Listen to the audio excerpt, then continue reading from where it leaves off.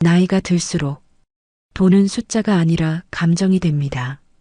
통장에 찍힌 금액보다 혹시 모를 일이 더 크게 보이고 지난달과 똑같이 썼는데도 왠지 조금씩 새는 느낌이 들 때가 있습니다. 누가 가져가는 것도 아닌데 누가 나를 속이는 것도 아닌데 어느 순간 깨닫습니다. 아, 모르면 조용히 빠져나가는 돈이 있구나. 그리고 그런 돈은 젊을 때보다 지금이 더 치명적이라는 걸 천천히 배웁니다. 오늘은 그 이야기입니다. 눈에 잘 보이지 않지만 알고 나면 절대 무시할 수 없는 노년의 돈 5가지에 대한 이야기 조용히 들어보겠습니다. 노년의 돈은 줄어드는 게 아니라 새어나갑니다. 아침 바람이 서늘하게 불어옵니다.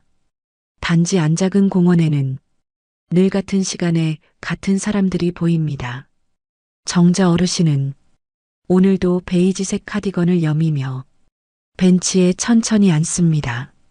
이른 시간이라 사람이 많지 않은데 그게 오히려 마음이 편하다고 합니다. 작은 가죽 다이어리를 꺼내 연필로 적어둔 숫자들을 살펴봅니다. 지출 내역, 월세, 약가, 생활비. 요즘은 전기요금과 관리비가 예상보다 조금씩 오르고 있다고 하네요. 정자 어르신은 손가락으로 한 줄씩 짚어가며 이번 달 합계를 다시 계산합니다. 그리고 아주 작은 목소리로 혼잣말을 하듯 말씀합니다. 참 살다 보니 이렇게 적어보는 게 마음이 편하더라고요. 예전에는 돈에 대해 걱정해 본 적이 거의 없었다고 합니다. 남편이 살아계셨을 때는 월급이 꾸준히 들어왔고 가끔은 여행도 다니셨습니다. 하지만 이제는 다릅니다. 소득보다 지출이 중심이 되는 나이. 더 벌길 바라기보다 빠져나가는 돈을 지키는 게 더 중요한 시기라고 어느 순간 깨닫게 되었다고 합니다. 돈이 줄어든 건 아닌데요. 그냥 마음이 쪼그라드는 느낌이 있어요. 내가 모르면 손해가 생긴다는 걸 알게 되니까요. 정자 어르신은 며칠 전 들은 이야기를 떠올립니다. 이웃 어르신이 기초연금을 받다가 작은 아르바이트 수입을 신고하지 않아 일부가 깎였던 일. 몰랐어요. 그게 그렇게 되는 줄은요. 그 이야기 때문인지 요즘 정자 어르신은 연금과 세금 관련 이야기가 들리면 꼭 적어두고 있다고 합니다. 다이어리 한쪽에는 작게 연금 상담문이라는 글씨도 보입니다. 조금이라도 더 아끼기 위해서가 아니라 놓치지 않기 위해 적어두신 메모입니다. 저도 이제 공부해야죠. 나이 들면 그런 거 모르고 지나가면 손해보는 세상이잖아요. 정자 어르신은 다이어리를 천천히 덮고 주머니에 넣습니다.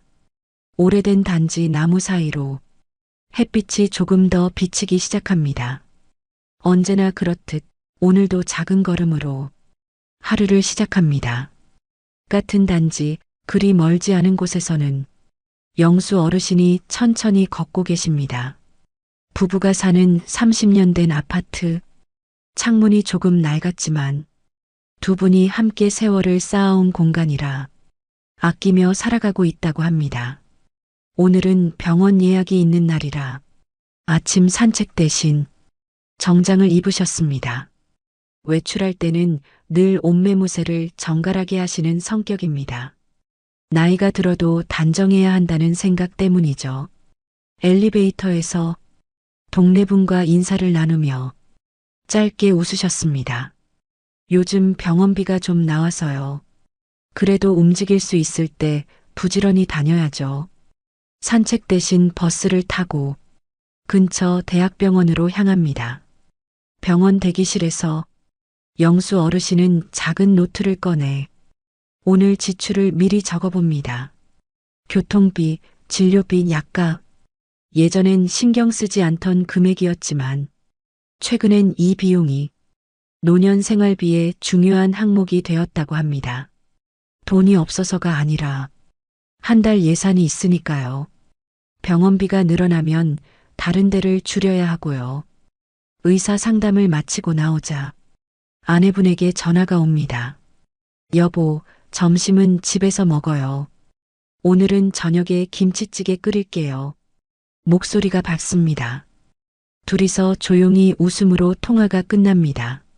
누구나 할 법한 짧은 대화지만 그 속엔 노년 부부의 절약과 배려가 담겨 있습니다. 병원을 나와 약국에서 약을 찾고 잠시 카페에 들러 따뜻한 차 한 잔을 주문합니다. 혼자지만 외롭지 않아 보입니다. 영수 어르신은 카페 창가에서 창밖을 내다보며 휴대폰 메모장을 확인합니다. 최근에 본 영상 링크, 노인 의료 지원 제도 정보, 그리고 장기요양 등급 신청 문의라는 메모도 보입니다. 나중에 더 아프기 전에 미리 알아두면 좋잖아요. 영수 어르신은 그렇게 말하며 잔잔히 웃습니다.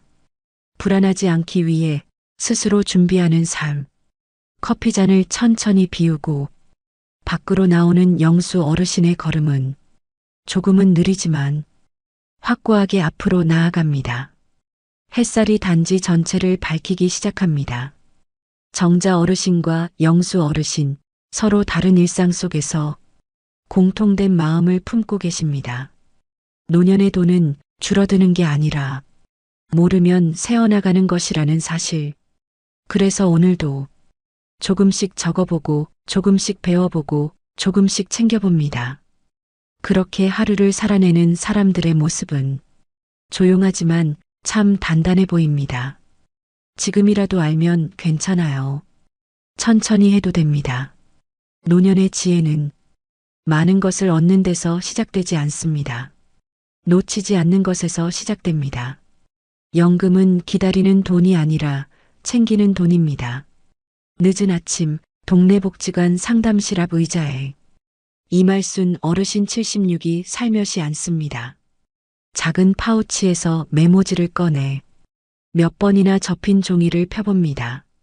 거기엔 연필로 적힌 짧은 문장 하나가 있습니다. 기초연금, 유족연금, 겹치는 거 조심. 몇 년 전 남편을 먼저 보내고 유족연금을 받게 되었을 때 기초연금 관련 안내를 제대로 듣지 못해 몇 년을 손해봤다고 합니다. 아이고, 그땐 몰랐어요. 그냥 알아서 주는 줄 알았지요. 그 기억이 아직도 선명해. 오늘 이렇게 다시 찾아온 거라고 합니다. 옆자리엔 조강채 어르신 72이 앉아 있습니다. 깔끔하게 정리된 파일철을 들고 차분하게 순서를 기다리고 있습니다. 조 어르신은 은퇴 직전부터 조금씩 자료를 모았고 그때부터 연금은 받는 것이 아니라 설계하는 것이라는 생각을 갖게 되었답니다. 연금이요? 그냥 나오는 거라고 생각했어요. 근데 그게 아니더라고요. 잘 받으려면 내가 챙겨야 되더라고요. 말순 어르신이 고개를 끄덕입니다. 맞아요. 제가 그걸 늦게 알았지 뭐예요. 잠시 대기하는 동안 두 분은 동네 어르신 얘기를 나눕니다. 한 분은 기초연금은 오래전부터 받고 계셨지만 조금 생긴 알바 수입 신고를 안 해 몇 달간 연금 감액을 당했다고 합니다. 또 다른 분은 연금 수령 시기를 미루면 더 많이 받을 수 있다는 걸 나중에 알고 뒤늦게 아쉬워하셨다고 합니다. 그 이야기를 들으며 조 어르신은 가볍게 웃습니다. 요즘은요, 공부 안 하면 손해예요. 말순 어르신도 따라 웃습니다. 그래서 내가 왔지요. 나이 먹어도 배워야지요. 상담실 문이 열리고 직원이 이름을 부릅니다. 이말순님 들어오세요. 작은 상담실 책상 앞에 앉자 직원이 차분히 서류를 펼칩니다. 유족연금 받으시면서 기초연금도 가능하신데요. 소득 신고만 잘하시면 됩니다. 그리고 혹시 일하시면 꼭 알려주시고요. 말순 어르신은 또박또박 대답하며 메모합니다. 소득 생기면 바로 신고, 금액 작아도 신고 필요, 서류 미리 챙기기. 복지사님이 마지막으로 말합니다. 지금처럼 체크해 두시는 게 제일 좋아요. 말순 어르신은 미소를 지으며 답합니다. 이제는 그냥 기다리면 안 되는 세상이지요. 조강채 어르신 차례가 되고 그는 준비해온 파일을 펼칩니다. 거기엔 정리된 항목이 보입니다. 국민연금 수령 시기별 금액 비교, 아내와 동시 수령 시 감액 기준, 유족연금 상황 체크, 향후 추가 소득 발생 시 대처, 직원도 놀란 듯 웃으며 말합니다. 이 정도면 상담보다 강의하러 오신 것 같은데요? 조 어르신은 겸손하게 웃습니다. 요즘은요, 내가 아니면 누구도 지켜주지 않더라고요. 직원도 고개를 끄덕입니다. 늘 듣는 말이지만 이 말엔 어떤 단단함이 있습니다. 상담을 마치고 복지관 1층 로비 의자에 다시 마주 앉은 두 분. 말순 어르신은 다이어리를 꺼내 적습니다. 연금은 챙기는 것, 모르면 줄어든다. 그리고 조용히 말합니다. 지금이라도 배우면 되지요. 조 어르신도 가볍게 거듭니다. 천천히 해도 괜찮아요. 안 하는 게 문제죠. 두 분의 목소리는 크지도 빠르지도 않지만 확신으로 가득 차 있습니다. 노년의 연금은 젊을 때처럼 기다리는 월급이 아니라 내가 지켜내는 생활의 기둥이기 때문입니다. 정오 가까이 되어 햇살이 더 밝아지기 시작합니다.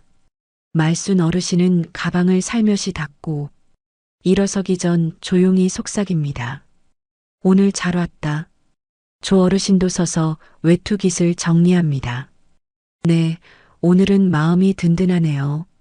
두 사람은 서로 다른 방향을 향해 걸어가지만 오늘만큼은 같은 마음입니다. 연금은 나이 들면 자동으로 주는 혜택이 아니라 삶을 지키기 위해 내가 챙기는 권리라는 것. 알고 나면 안심이 되고 챙기면 든든해집니다. 그리고 그것만으로도 오늘 하루는 충분히 값집니다. 세금은 노년일수록 모르면 더 많이 나갑니다. 느린 오후 햇빛이 동네 도서관 유리창을 통해 들어옵니다. 조용한 배경음처럼 책장 넘기는 소리만 들립니다. 창가 쪽 자리 최복희 어르신 78은 돋보기를 천천히 올렸으며 신문 경제면을 바라봅니다. 예전 같으면 드라마 코너만 보다가 웃으며 접었을 텐데 지금은 다릅니다. 부자들이나 고민하는 줄 알았던 게 이제는 나랑도 상관 있는 거였네. 작게 한숨을 쉬며 신문 옆에 둔 메모지에 적습니다. 세금은 조용히 빠져나가는 돈. 몇 달 전이었습니다. 예금 만기라 돈을 잠시 옮긴 것뿐인데 예상보다 세금이 더 나가 있었습니다. 은행 직원이 조용히 말했죠. 요즘 이자 좀 받으셔서 그래요. 합산 기준 넘으시면 세금이 조금 더 나가십니다. 복희 어르신은 그날 집에 돌아와 혼자 말했습니다. 이자 좀 받았다고 더 떼가는구나. 그러면 뭘 믿고 살아야 할까? 돈이 적어서가 아니라 내가 몰라서 빠져나간다는 느낌. 그 기분이 오래 남았습니다. 그날 이후 신문을 한 줄이라도 더 읽어보기로 했습니다. 천천히라도 모르면 손해라는 걸 알게 되었으니까요. 반대쪽 테이블에는 황재호 어르신 69이 앉아 있습니다. 노트북 대신 태블릿, 주식과 예금, 건강보험료까지 하나씩 체크해둔 파일을 열어봅니다. 은퇴 전엔 회사에서 알아서 해주던 세금이 이제는 모두 자기 몫이 되었습니다. 돈 쓰는 것도 기술이더라고요. 세금도요. 잘 써야 덜 나가죠. 재호 어르신은 작은 수첩을 꺼내 오늘 해야 할 체크 항목을 확인합니다. 금융소득 합산 2천만 기준, 건강보험료 부과 기준, 재산세 납부일, 노후 투자 세금 혜택 여부. 전문가처럼 보이지만 사실은 천천히, 정말 천천히 하나씩 배워온 기록입니다. 남들은 머리 아프다고 안 한다는데 나는 안 하면 마음이 더 불안하더라고요. 태블릿 화면에 작은 글씨가 보입니다. 모르면 잃고 알면 지킨다. 그 문장을 손으로 한번 짚어봅니다. 복희 어르신은 신문을 다 접고 조용히 말합니다. 나이 들면요. 갑자기 많이 나가는 건 괜찮아요. 근데 조금씩 모르게 새는 게 제일 무서워요. 그 말에는 오래도록 쌓인 실감이 담겨 있습니다. 재호 어르신도 일어서려다 말합니다. 그러니까요. 젊을 때는 돈을 버는 게 일인데 나이 들면 지키는 게 일이죠. 둘은 서로 얼굴을 모르는 사이였지만 그 말에 고개를 살짝 끄덕이며 작은 공감을 나눕니다. 밖으로 나오는 길, 복희 어르신은 다이어리를 꺼내 적습니다. 재산세 감면 문의, 건강보험 상담 예약, 은행 방문 날짜. 오늘 배운 작은 내용이지만 그게 마음을 든든하게 해줍니다. 늦게 알아도 괜찮아요. 안 하는 것보단 낫지요. 재호 어르신도 버스 정류장으로 향하며 스스로 중얼거립니다. 조용히 나가는 돈이 제일 무섭다. 그러니 내가 배워야지. 버스가 다가오고 그는 천천히 탑니다. 누구에게도 티내지 않지만 이것이 노년의 공부입니다. 조용한데 가장 단단한 공부. 돈을 더 벌고 싶어서가 아니라 이미 가진 걸 잃지 않기 위해. 햇살이 기울고 도서관 창 앞으로 긴 그림자가 생깁니다. 오늘도 두 사람은 세상에게 크게 기대지 않으면서 스스로를 천천히 지켜냅니다. 세금은 부담이 아니라 언어입니다. 모르면 속상하고 알면 마음이 편해집니다. 노년의 지혜는 빠르게 쌓는 게 아니라 놓치지 않고 채우는 데서 시작됩니다. 집은 자랑이 아니라 나를 지키는 구조여야 합니다. 아침 햇빛이 천천히 낡은 아파트 단지에 번집니다. 바람 소리만 들리는 조용한 시간, 윤혜성 어르신 73은 베란다 커튼을 살며시 젖힙니다. 베란다 바닥 타일은 오래되어 약간 색이 바랬지만 화분 몇 개가 싱그럽게 자라고 있습니다. 동백나무 작은 화분, 파릇한 상추 모종. 혜성 어르신은 하루의 시작을 꽃잎으로 확인합니다. 살아있네, 나도 오늘 살아있는 거지. 창을 열자 차가운 겨울 공기가 느리게 들어옵니다. 손등이 차가워지고 어딘가 모르게 마음도 같이 쪼그라듭니다. 그는 늘 이 시간에 냉장고 문에 붙어 있는 메모장을 봅니다. 전기요금, 수도요금, 도시가스, 관리비, 통장 잔액, 이번 달 병원비 예상, 줄 하나하나가 지금의 생활을 정리해주는 안전띠입니다. 예전엔 이런 걸 적지 않았습니다. 돈이 없어서 적는 게 아니라 지켜야 할 돈이기에 적는 삶이 되었습니다.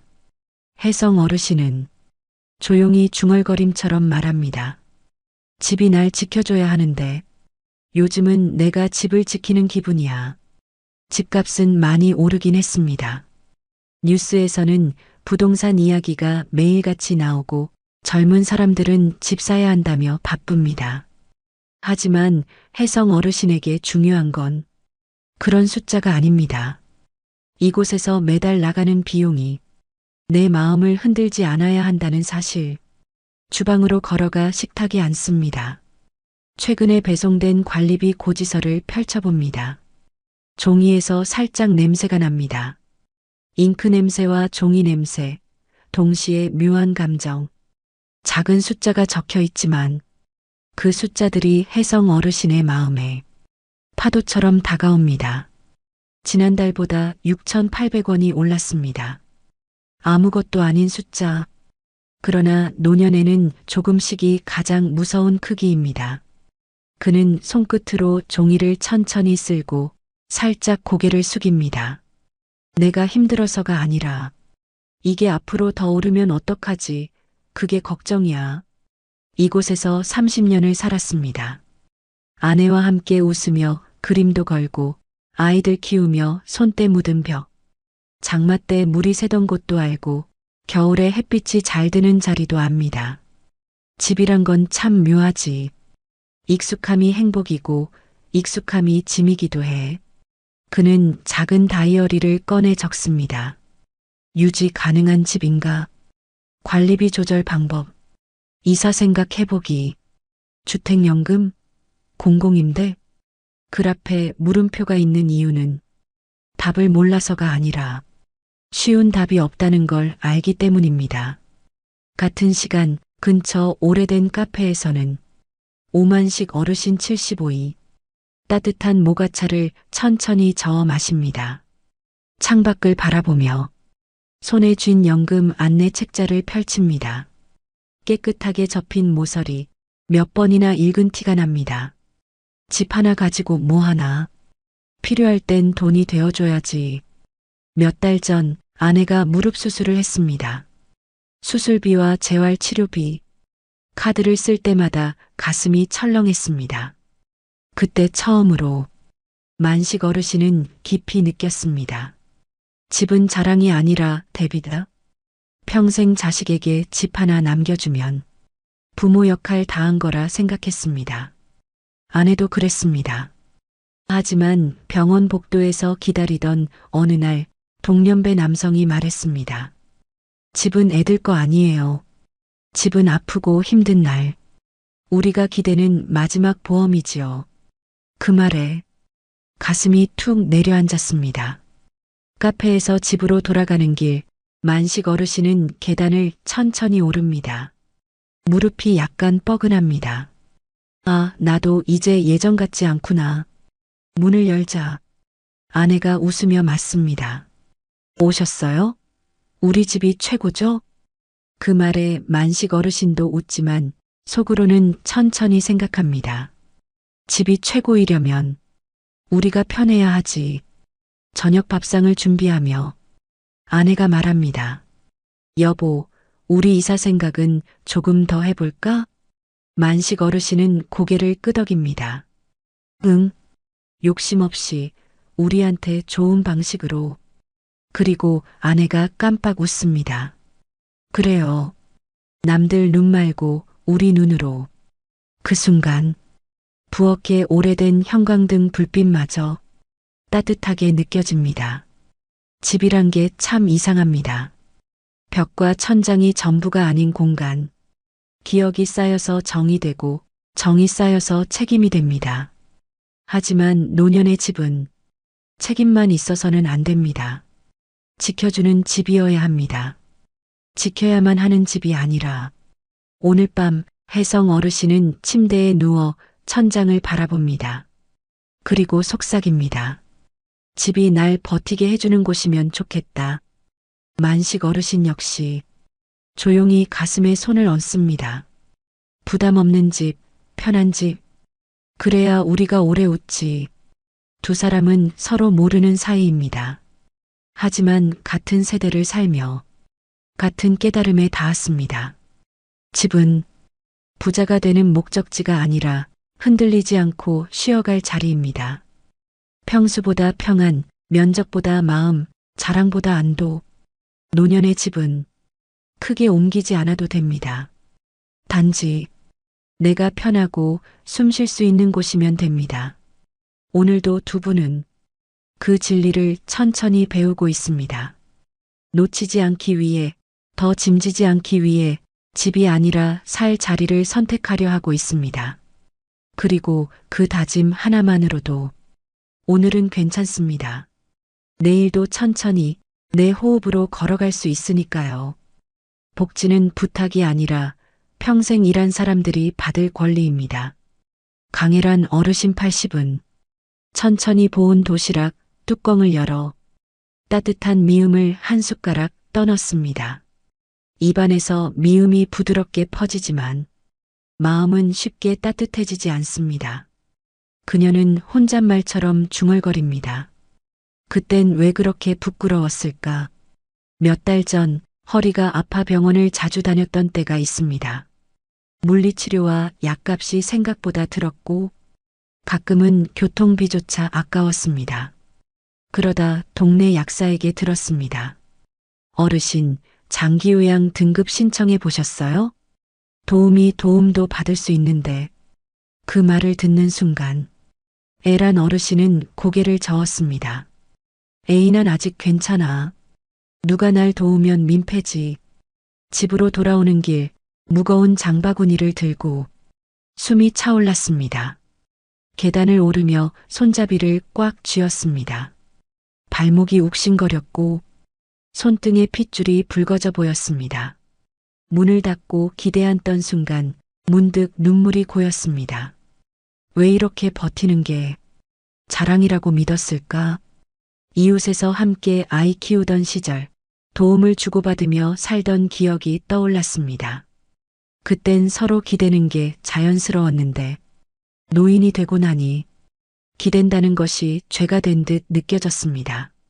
며칠 뒤 보건소 직원이 홍보지를 돌리던 날 애란 어르신은 조용히 물었습니다. 저도 받을 수 있나요? 직원은 따뜻하게 웃었습니다. 당연하죠. 어르신도 세금 내셨고 평생 나라를 지탱하신 분이잖아요. 그 말에 가슴 깊은 곳이 서서히 풀렸습니다. 복지는 시혜가 아니라 권리. 그 순간 처음 실감했습니다. 서류를 준비하고 상담을 받고 며칠을 기다렸습니다.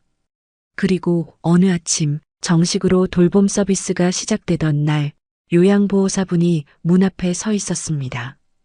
어르신, 오늘은 제가 같이 장 봐드릴게요.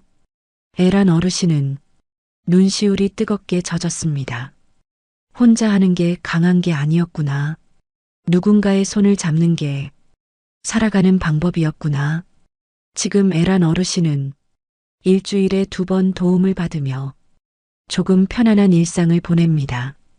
그리고 메모장에 큰 글씨로 적었습니다. 도움 요청은 내 권리.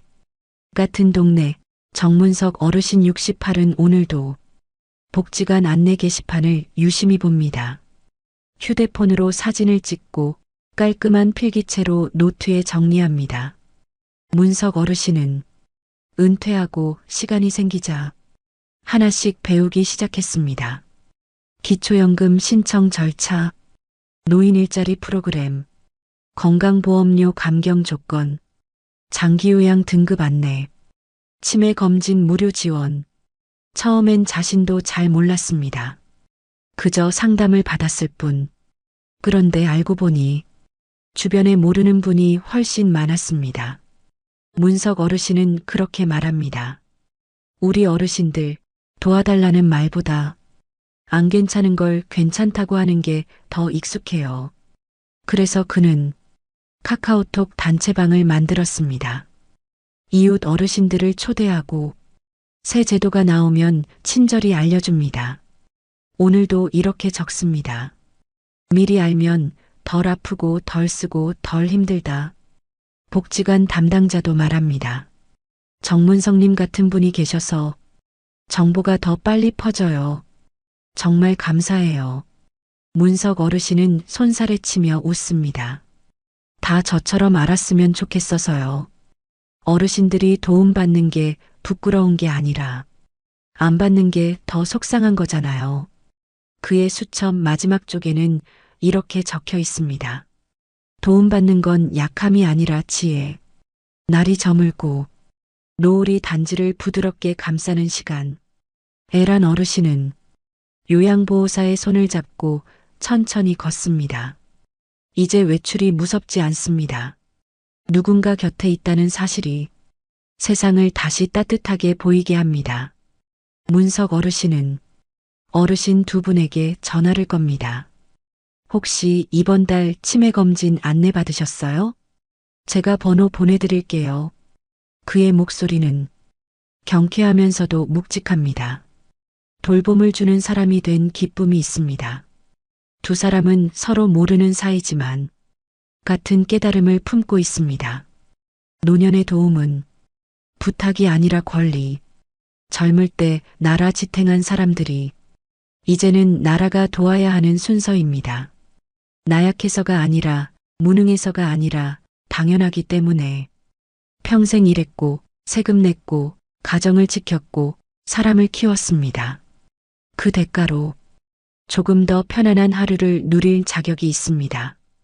그리고 그 자격을 조용히 인정하는 순간 노년의 마음은 부드럽게 풀립니다. 괜찮아요. 도움받는 건 부끄러움이 아니라 살아온 날들에 대한 보답이니까요. 오늘도 두 사람은 서로 다른 자리에서 살아온 시간을 품고 한 발 더 편안한 내일로 나아갑니다. 천천히, 그러나 조금 더 따뜻하게. 건강은 가지는 것이 아니라 지켜내는 것입니다. 늦은 오후 공원 벤치에 앉아 나뭇잎 사이 햇빛이 반짝이는 걸 바라보는 한길자 어르신 77.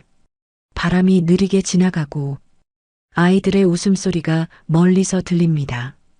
길자 어르신은 양손으로 컵을 감싸줍니다. 따뜻한 보리차가 손바닥에 스며들듯 몸과 마음을 천천히 데웁니다. 그러다 불쑥 목소리가 낮게 새어나옵니다. 이렇게 쉬는 게 참 좋은데 왜 젊을 땐 이걸 몰랐을까? 길자 어르신은 몇 년 전 병원에서 의사에게 들었던 말을 아직도 잊지 못합니다. 혈당이 높으셨어요. 약 드셔야 합니다. 그 순간 마음이 덜컥 내려앉았습니다. 아무렇지도 않게 생각했던 단어들이 갑자기 칼처럼 느껴졌습니다. 고혈압, 당뇨, 약 관리. 그때까지 길자 어르신에게 건강은 남의 이야기였습니다. 늘 바쁘게 살았고 가족 챙기고 일하고 병원은 아플 때 가는 곳이라 여겼습니다. 하지만 그날 깨달았습니다. 아파서 병원 가는 것이 아니라 아프지 않기 위해 가야 한다는 것. 길자 어르신은 천천히 다리 근육을 풀며 숨을 고릅니다. 요즘은 매일 아침 운동을 합니다. 척추 강화 운동, 가벼운 스트레칭, 그리고 산책.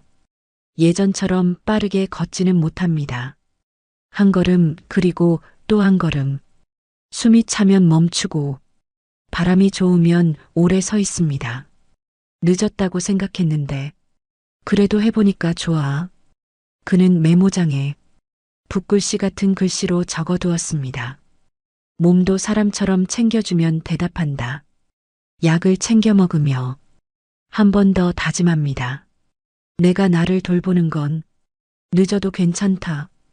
포기가 더 늦어야지.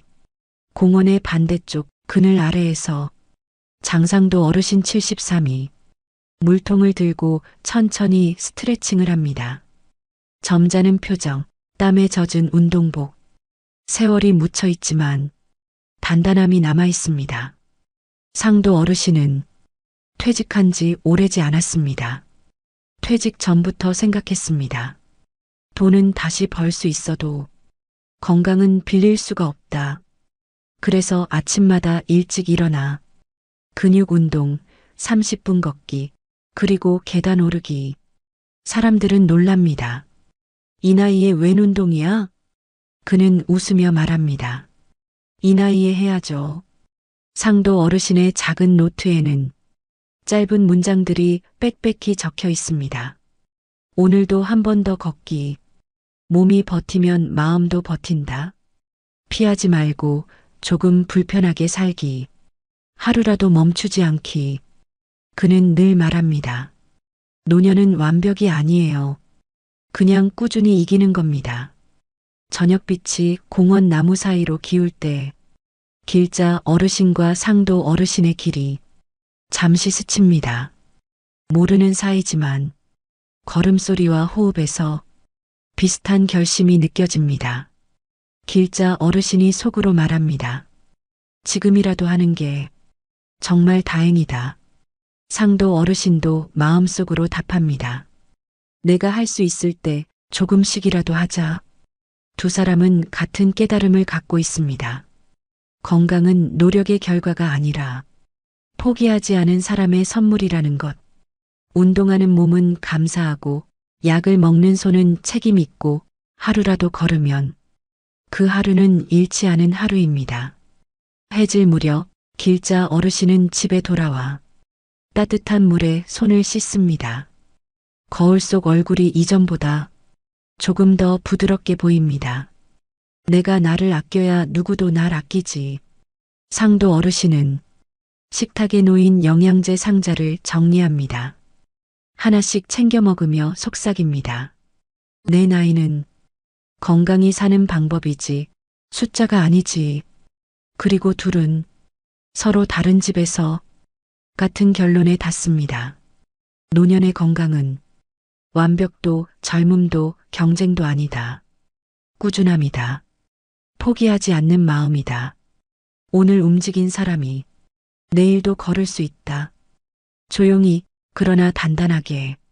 오늘도 두 사람은 내일을 지키기 위해 자기 몸을 다독입니다. 그리고 그런 하루가 인생의 속도를 천천히 아름답게 만듭니다. 노년의 돈은 숫자가 아니라 마음을 지키는 기술입니다. 저녁빛이 느리게 내려앉습니다. 창밖에 나무는 바람에 살짝 흔들리고 아파트 복도 불이 하나둘 켜집니다. 오늘도 하루가 이렇게 천천히 그러면서도 단단하게 흘러갑니다. 사람들은 말합니다. 노후 준비는 돈이다. 맞습니다. 돈은 필요합니다. 의심할 것도 없습니다. 하지만 오래 살다 보니 깨닫습니다. 노령의 돈은 싸는 기술이 아니라 잃지 않는 마음의 힘입니다. 하루에 커피 한 잔을 아껴서 부자가 되는 것이 아니라 내가 불안해 보이지 않기 위해 스스로를 단단히 세우는 힘, 나를 누군가 비교하지 않도록, 내가 누군가를 부러워하지 않도록 마음을 지키는 기술입니다. 아침에 일어나면 가스레인지 불을 켜고 찬물에 쌀을 씻을 때 우리는 이미 삶을 꾸리고 있습니다. 식탁 위 약통을 열며 손가락이 약 하나를 집어 올리는 순간 그건 삶을 이어가겠다는 선택입니다. 병원 예약표를 붙여두고 관리비 종이를 살펴보고 연금 날짜를 확인하는 그 행동들은 노년의 가장 용감한 일들입니다. 젊을 때는 버티는 게 강함이라 배웠습니다. 힘든 표정 보이지 않는 게 책임감이라고 믿었습니다. 하지만 나중에 알았습니다. 노년의 강함은 버티는 게 아니라 기댈 곳을 찾는 용기라는 걸. 묻지 않고 혼자 해결하려 했던 날들, 숨 참고 버티다가 고요한 밤에 한숨으로 새어나갔던 마음들, 그 순간들은 우리를 약하게 만든 것이 아니라 더 단단하게 만들었습니다. 우린 이제 안다. 돈은 금액이 아니라 리듬이라는 것. 조금씩 관리하는 리듬, 천천히 확인하는 습관, 꾸준히 챙기는 생활, 필요하면 말하고 도움받는 용기. 이것들이 노년을 지키는 방패입니다. 예전에는 몰랐습니다. 모르면 손해라는 말을 그저 습관처럼 들었습니다. 지금은 다릅니다. 모르면 불안, 알면 마음이 편안합니다. 아끼지 않아도 되는 데서 아끼지 않고 정말 아껴야 할 곳에서만 아끼는 삶. 그저 물건을 사지 않는 게 아니라 마음을 낭비하지 않는 삶입니다. 밤하늘이 서서히 짙어지고 가로등이 불을 밝힙니다. 부엌 전등 아래 설거지를 마치고 수건으로 손을 닦는 순간 이 작은 집이 오늘도 나를 지킨 것에 감사함이 번집니다. 냉장고 문을 닫고 일기장에 적습니다. 오늘도 지켰다. 내 마음, 내 하루. 누구에게 보여줄 것도 자랑할 것도 없지만 이 기록이 내 삶을 붙잡아 줍니다. 노년은 급하게 달리는 시간이 아닙니다. 느림이 허락되는 시간, 멈춤이 자연스러운 시간, 돌아보는 게 지혜가 되는 시간입니다. 가끔은 한숨 짓고, 가끔은 웃고, 가끔은 눈물이 나도 괜찮습니다. 살아온 만큼 마음도 무게가 있으니까요. 그 무게를 혼자 들지 않아도 됩니다. 조금 나누고, 조금 맡기고, 조금씩 가벼워지는 것이 노년입니다. 돈이 우리를 지키는 날이 있고, 마음이 돈을 지키는 날이 있습니다. 이제 그 균형을 천천히 찾으면 됩니다. 침대에 누워 천천히 눈을 감는 밤, 내일 해가 다시 뜰 거라는 사실만으로 마음은 이미 따뜻합니다. 나는 오늘도 나의 하루를 잘 살아냈습니다. 그리고 그것이면 충분합니다. 정말로 충분합니다. 노년의 돈은 통장에만 있는 것이 아니라 내 마음에 쌓여 있는 안도입니다. 그 마음으로 우리는 살아갑니다. 오늘도 내일도 조용히 그러나 온 힘을 다해 오늘도 수고 많으셨습니다. 이 시간이 잠시라도 마음 쉬는 순간이 되었다면 구독과 좋아요가 큰 힘이 됩니다. 우리는 아직 그리고 여전히 살아가는 중입니다. 황혼이혼 45년의 결혼 생활이 끝났습니다. 남은 건 집, 연금, 그리고 빚. 법은 냉정했고 숫자는 잔인했습니다. 이제부터 진짜 전쟁이 시작됩니다. 이혼 판결 직후 가장 먼저 도마 위에 오른 건 집이었습니다. 서울 구로구의 오래된 아파트, 시세 5억 원. 추억이 깃든 보금자리였지만 법정에서는 50% 분할 대상이었습니다. 분할 방식은 두 가지였습니다. 매각 후 절반을 나누거나 한쪽이 거주하면서 다른 한쪽에 2억 5천만 원을 보상하는 방식. 문제는 현금 부족이었습니다. 퇴직금 1억 2천만 원과 예금 8,500만 원을 모두 합쳐도 상대 몫을 보상하기는 어려웠습니다. 미숙 씨는 단호히 말했습니다. 집을 팔아서라도 제 몫은 온전히 받아야겠습니다. 결국 두 분은 매각을 택했습니다. 집을 팔고 나서 생긴 비용들을 계산해 봤습니다. 다행히 45년간 1주택을 보유하고 거주했기 때문에 양도소득세는 비과세 대상이었습니다. 중개수수료 200만 원, 법무사 비용 70만 원까지 합치면 총 270만 원이 나갔습니다. 실제로 손에 들어온 돈은 4억 9,730만 원이었습니다. 각자 2억 4,865만 원씩 나눠 가졌습니다. 법정에서 계산했던 2억 5천만 원과 큰 차이는 없었습니다. 이제 새 집을 구해야 했습니다. 재만 씨는 구로구 근처의 분리형 원룸을 알아봤습니다. 보증금 5천만 원에 월세 80만 원짜리 15평.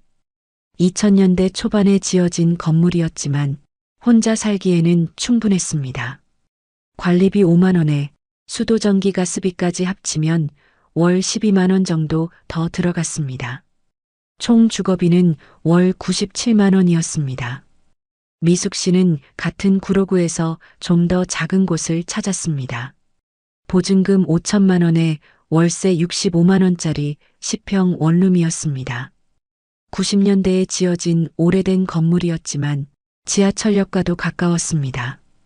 관리비 4만 원에 수도 전기 가스비 10만 원까지 합치면 총 주거비는 월 79만 원이었습니다.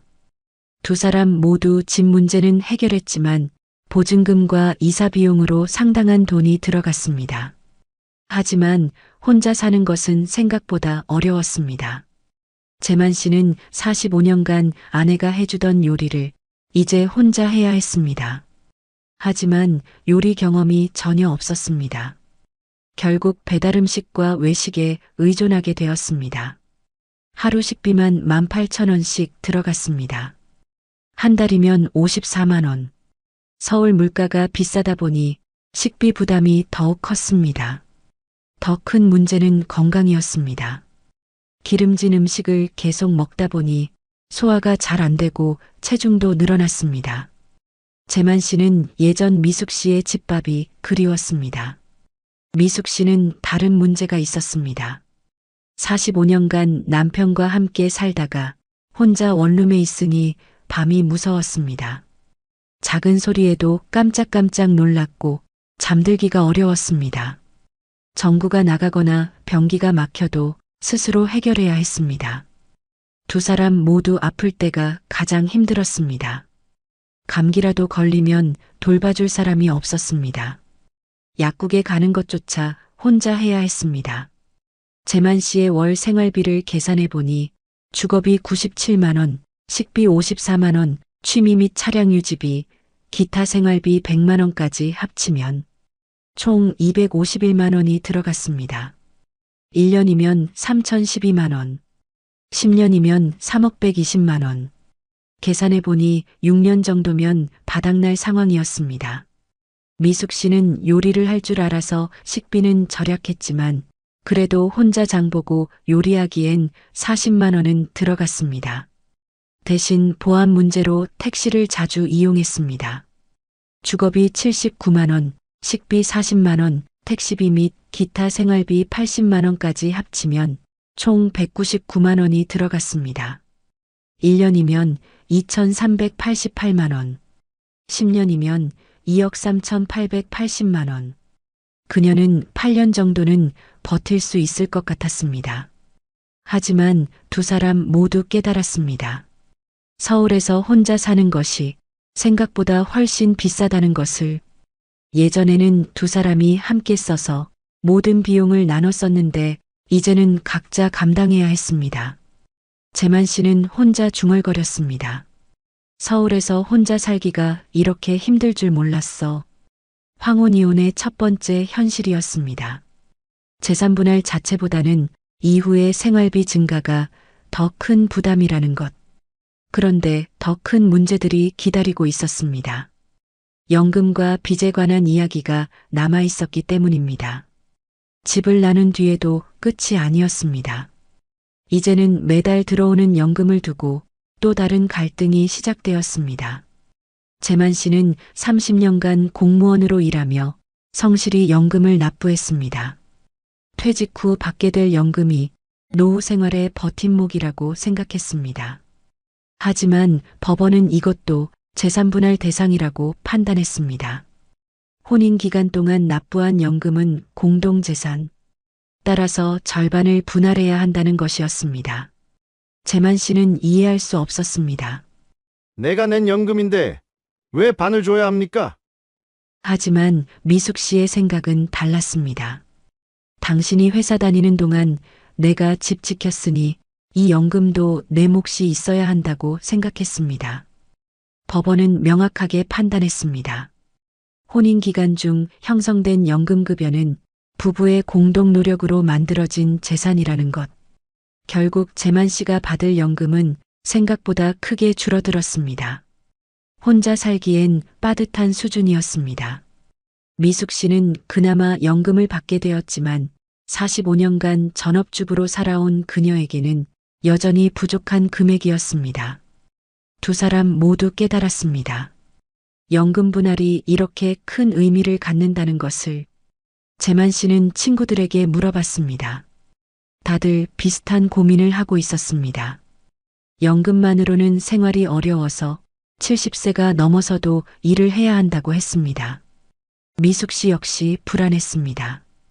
연금 분할로 받는 돈만으로는 안정적인 노후를 보장받기 어려웠기 때문입니다. 황혼이혼의 두 번째 현실이었습니다.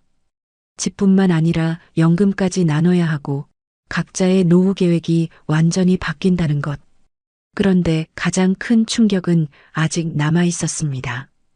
지금까지 몰랐던 빚들이 하나둘씩 드러나기 시작했기 때문입니다.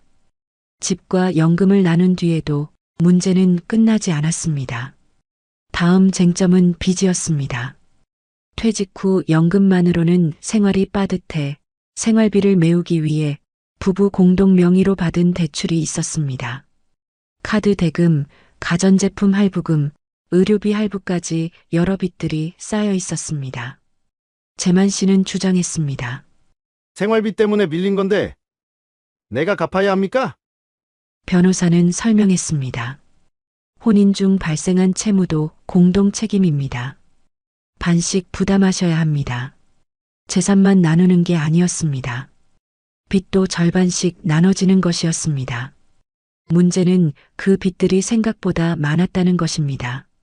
45년간 함께 살면서 생각보다 많은 빚들이 모두 재산분할 대상에 포함되었습니다. 더 큰 문제가 있었습니다. 서로 모르게 만든 빚들이 발견된 것입니다. 재만 씨 명의로 된 개인 대출, 미숙 씨가 전혀 모르는 돈이었습니다. 퇴직 준비를 위해서라고 했지만 실제로는 다른 용도로 쓴 돈이었습니다. 미숙 씨 명의의 카드 대금도 있었습니다. 자녀 지원과 생활비로 쓴 카드 대금이었는데 재만 씨는 전혀 몰랐던 빚이었습니다. 두 사람 모두 예상보다 받을 돈이 크게 줄어들었습니다. 재만 씨는 화가 났습니다. 미숙 씨가 모르게 받은 개인 대출까지 왜 자신이 절반을 부담해야 하는지 이해할 수 없었습니다. 미숙 씨도 마찬가지였습니다. 자녀 지원은 가족을 위한 것이었는데 왜 빚으로 취급되는지 억울했습니다. 하지만 법은 명확했습니다.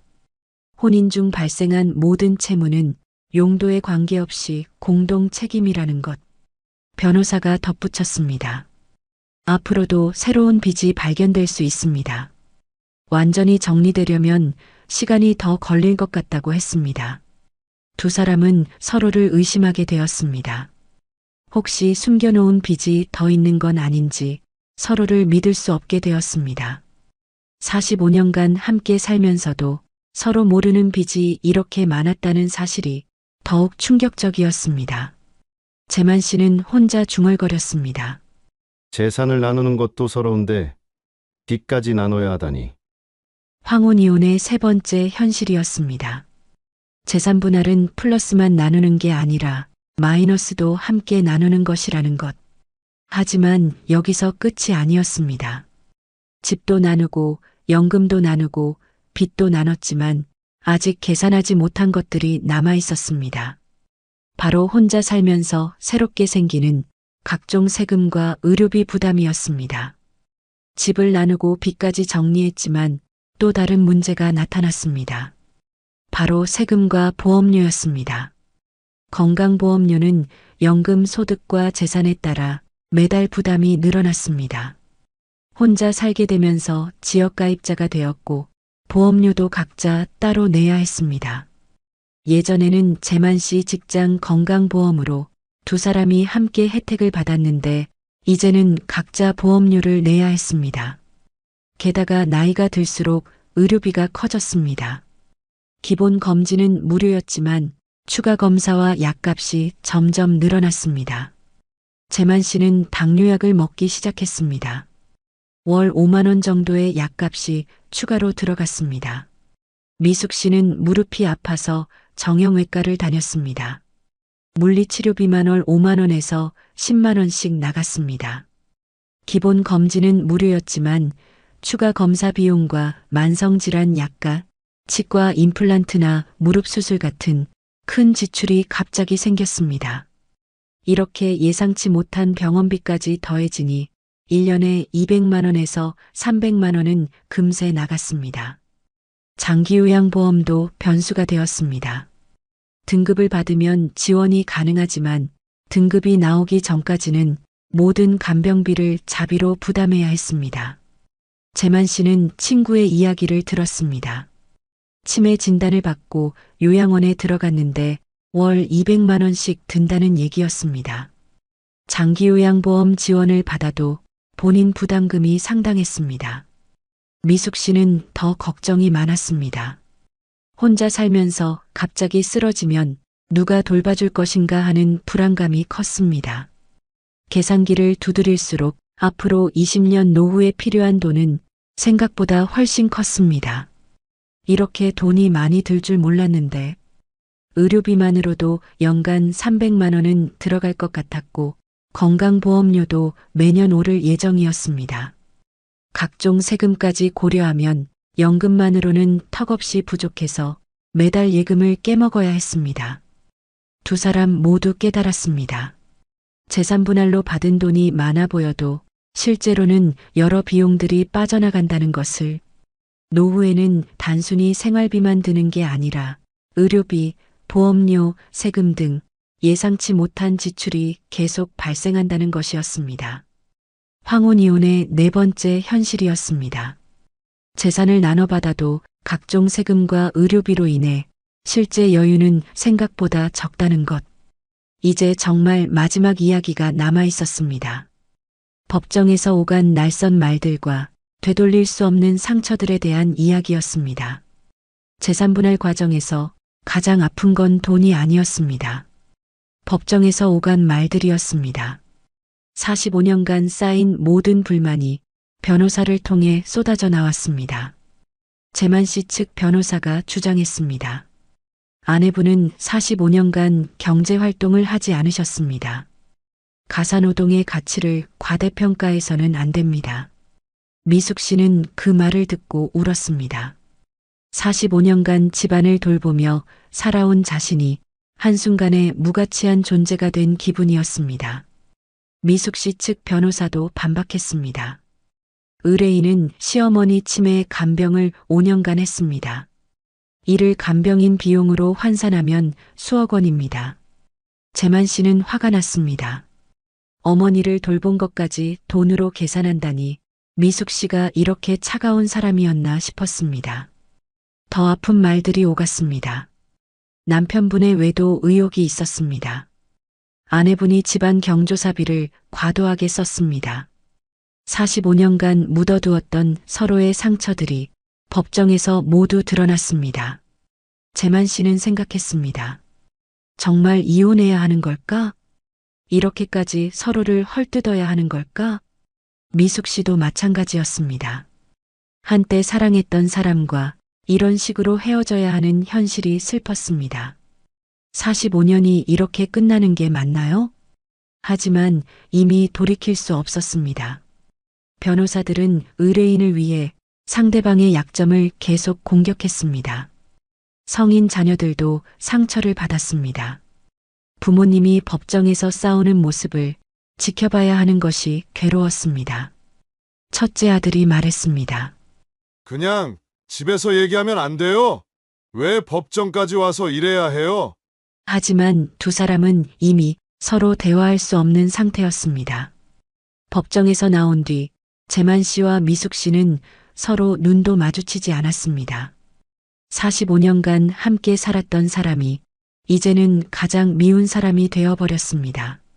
재산 분할이 끝나고 나서 두 사람은 각자의 길을 갔습니다. 하지만 마음속 상처는 돈으로 치유할 수 없었습니다. 재만 씨는 새 원룸에서 혼자 저녁을 먹으며 생각했습니다. 정말 이게 원했던 삶인가? 미숙 씨도 마찬가지였습니다. 자유를 얻었지만 그 대가가 너무 컸습니다. 주변 사람들도 어색해했습니다. 45년간 부부로 알고 지냈는데 갑자기 남남이 되어버린 상황을 어떻게 받아들여야 할지 모르겠다고 했습니다. 동네에서 마주치는 것도 부담이었습니다. 같은 지역에 살다 보니 가끔씩 마주칠 수밖에 없었는데 서로 못 본 척하며 지나쳤습니다. 황혼 이혼의 마지막 현실이었습니다. 재산을 나누는 것보다 마음의 상처가 더 크다는 것. 그리고 그 상처는 돈으로도 시간으로도 쉽게 치유되지 않는다는 것이었습니다. 재만 씨는 혼자 중얼거렸습니다. 이럴 줄 알았으면 그냥 참고 살 걸 그랬나? 하지만 이미 늦었습니다. 45년의 세월이 법정 한 번으로 끝나버린 것입니다. 1년이 지난 후 재만 씨와 미숙 씨는 각자의 자리에서 황혼 이혼의 진짜 의미를 깨닫고 있었습니다. 재산 분할은 단순히 숫자를 나누는 게 아니었습니다. 집, 연금, 빚, 그리고 예상치 못한 비용들까지 모든 것이 복잡하게 얽혀 있었습니다. 재만 씨는 새로운 일상에 적응하고 있었습니다. 처음엔 서러웠지만 이제는 자유로움도 느끼고 있었습니다. 미숙 씨 역시 마찬가지였습니다. 경제적 불안감은 여전했지만 오랜만에 찾은 자신만의 시간이 생각보다 소중했습니다. 두 사람 모두 깨달았습니다. 황혼 이혼의 진짜 비용은 돈이 아니라 준비 부족이라는 것을 만약 미리 알았다면 연금 분할에 대비할 수 있었을 것입니다. 숨겨진 빚들도 정리할 수 있었을 것입니다. 의료비 준비도 더 체계적으로 했을 것입니다.